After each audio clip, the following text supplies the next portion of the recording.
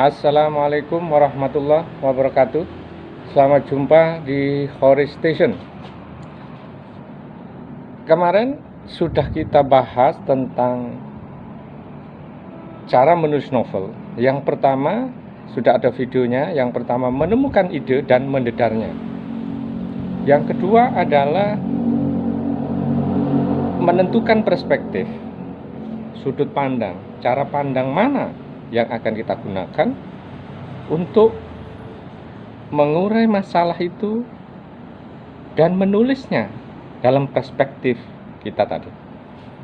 Sekarang adalah yang ketiga yang sangat penting adalah membentuk atau membangun tokoh di dalam novel atau cerpen kita.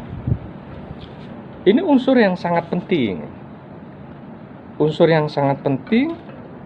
Oleh karena itu, tolong diperhatikan sampai tuntas video ini.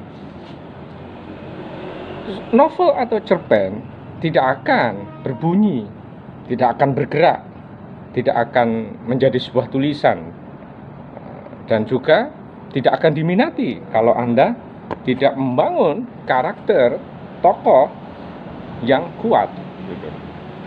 Nah, membangun karakter tokoh yang kuat ini adalah Anda harus mendetail ya. Misalnya tadi kemarin kita contohkan adalah penjual gorengan, kehidupan di sekitar penjual gorengan. Nah, Anda akan menentukan, setelah Anda menentukan perspektif, Anda akan menentukan tokoh-tokohnya di dalam novel Anda atau cerpen Anda. Yang akan menjadikan tokoh utama siapa? Apakah penjual gorengan suaminya, atau istrinya, atau anaknya, atau siapa di situ? Begitu. Yang jelas Anda harus membangun tokoh utamanya siapa. Nah, sekarang misalnya perspektifnya ini, ya, perspektifnya ini kita membuat novel, begitu, novel kritik sosial. Gitu. Kalau saya menulis ini, misalnya kita akan kembangkan tulisannya misalnya seperti ini. Saya akan menokohkan tokoh utama saya adalah suami penjual gorengan. Saya beri nama Akmal. Nah, Akmal ini akan saya gambarkan seorang yang putus PHK, habis itu dia menjual gorengan. Dia punya istri, punya anak, anaknya 3 masih kecil-kecil. Istrinya ini namanya Sumira. Nah, di sini kita gambarkan Akmal ini bagaimana. Misalnya Akmal ini punya sifat apa? Sifatnya pemarahkah, sabarkah, atau melankoliskah, atau apa? Nah, istrinya juga begitu. Istrinya ini punya sifat apa? Begitu. Karena ini novel kritikus sosial, saya menggambarkan perspektif saya. Yang paling penting saya ingin katakan adalah bagaimana terjadi fenomena kesenjangan sosial gitu. Misalnya pengangguran di mana-mana. Gitu. Pengangguran di mana-mana, banyak pedagang kaki lima yang tidak terurus, dan negara belum maksimal melakukan pembinaan-pembinaan terhadap itu semua. Sehingga efeknya apa? Akan terjadi banyak konflik horizontal, terjadi banyak kriminalitas. Nah, begitu. Nah, kalau pijakannya ke sini, novelnya akan dikembangkan. Misalnya nanti Akmal ini orang yang bersungguh-sungguh mau menghidupkan gorengannya misalnya. Dia sudah bekerja tiap hari malam, ternyata tidak juga beruntung gitu.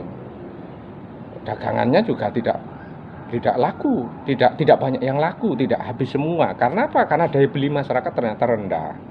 Gitu. Akhirnya dia harus pontang-panting memenuhi kebutuhan anaknya yang nyusu dan sebagainya. Terus akhirnya dia ini gitu. Nah, itu nanti ke alur ya, ke alur cerita. Sebentar, ini kok keseret ke sana. Ini nanti alur, itu alur bagaimana. Tapi ketokohan ini kita tentukan dulu. Akmal ini siapa? Akmal ini kok namanya Akmal, nama Arab. Kenapa nggak namanya Sugio? Gitu. atau namanya siapa. Ini harus ada pilihannya. Kita harus menentukan. Itu sudah menjadi bagian dari perspektif tadi yang akan nanti dikembangkan kepada alur gitu. Jadi tokohnya namanya Akmal, istrinya siapa? Sumira, anaknya berapa? Gitu. Akmal ini punya temperamen kayak apa? Gitu. Itu dijelaskan. Gitu. Latar belakangnya apa? Dia umurnya berapa? Misalnya umurnya 40 tahun. Gitu. Dia barusan kena PHK. Gitu. Jadi pikirannya agak oleng-oleng begitu, kira-kira. Nah ini ketokan ini. Nanti ada istrinya namanya Sumira. Nah ini tokoh kita, misalnya tokoh utamanya Akmal gitu. Nah nanti kita harus ada tokoh juga, atau siapa tokoh protagonisnya gitu. Tokoh antagonisnya maksud saya. Protagonisnya kan Akmal, antagonisnya musuhnya siapa gitu. Nah kalau novel ini adalah novel perspektifnya adalah kritik sosial, tentu yang kita kritik adalah struktur. Jahat yang sesungguhnya itu adalah struktur masyarakat, struktur negara, itu yang menjadi tokoh jahat di dalam novel kita. Kalau kita perspektifnya adalah novel ini sebagai kritik sosial. Jadi orang itu hanya wujud dari sebuah struktur. Misalnya nanti ada Satpol PP gitu. Nah, Satpol PP ini digambarkan antagonisnya dari keluarga Akmal, keluarga penjual gorengan ini. Sorry, ada hujan jadi harus pindah posisi ya. Jadi penggambaran tokoh ini, jadi Akmal tadi itu harus digambarkan orangnya penyabar, pemarah atau apa begitu. Harus setel. Terus suami istrinya ini nanti orang yang menerima keadaan atau digambarkan orang yang tidak bisa menerima keadaan karena dia di PHK terus punya gorengan begitu.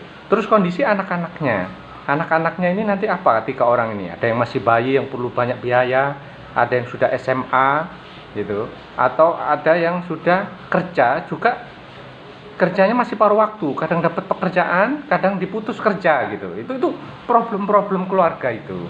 Jadi sifat-sifat dan keluarga ini harus digambarkan. Anda harus mendetail menggambarkan keadaan keluarga penjual gorengan ini. Tadi tokoh antagonisnya adalah Satpol PP gitu. Satpol PP ini dalam novel atau cerpen kritik sosial ini saya bilang tadi bahwa tokoh jahat antagonis yang sebenarnya itu adalah struktur. Nah, Satpol PP ini hanya manifestasi daripada struktur. Yang bisa jadi pribadinya, bisa jadi bukanlah orang jahat, gitu. Nah, ini Anda bisa gambarkan. Apakah Anda memilih dia juga manifestasi dari kejahatan, termasuk pribadinya, atau pribadinya Satpol PP ini sebenarnya orang baik, gitu. Tetapi dia berperan menjadi antagonis, gitu.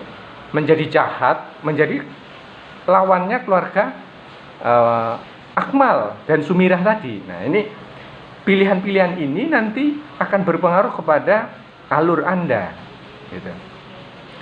Itu ya. Ini soal ketokohan ya, soal membangun tokoh di dalam novel-novel Anda. Gitu.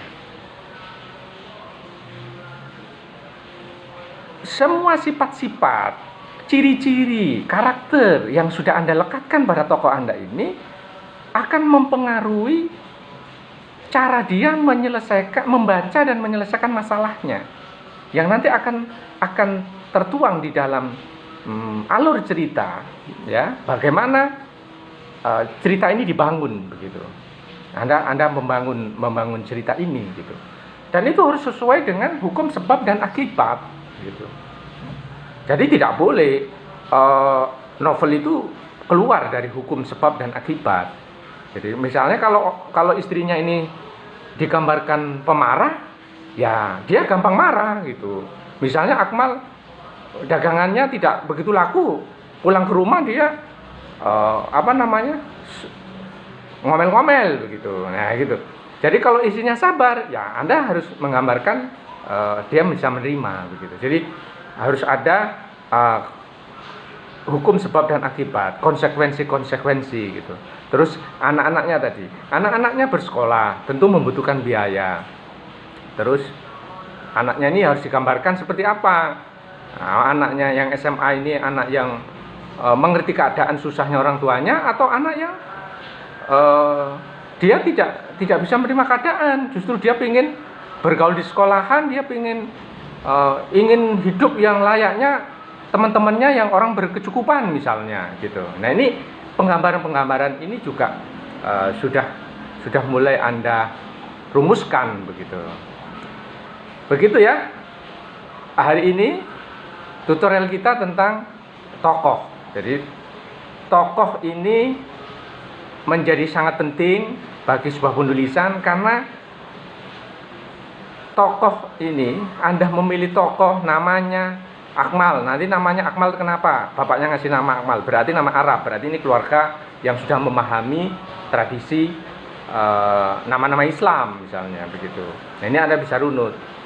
Nah, itu juga bisa lebih digambarkan, misalnya Akmal ini tadi sebelumnya itu anak juragan gitu, anak juragan di kecamatan gitu, tetapi akhirnya tokonya habis, bangkrut karena ada pesaing baru, orang pemodal besar begitu. Ternyata pemodal besar ini yang di backup oleh pejabat misalnya begitu. Itu juga bisa dijadikan background untuk menggambarkan ya, latar profiling si tokoh kita Akmal tadi gitu.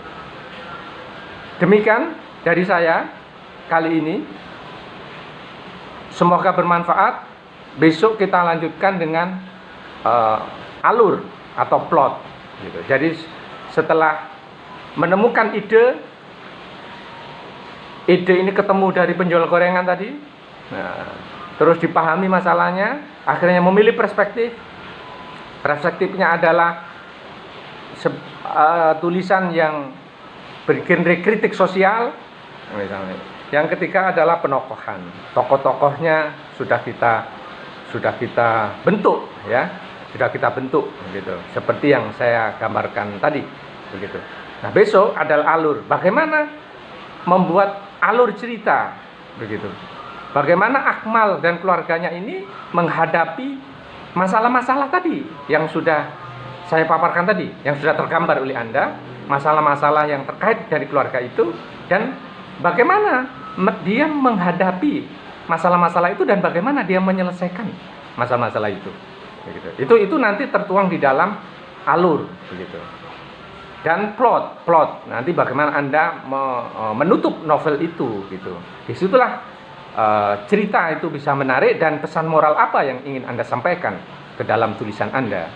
Demikian dari saya. Wassalamualaikum warahmatullahi wabarakatuh.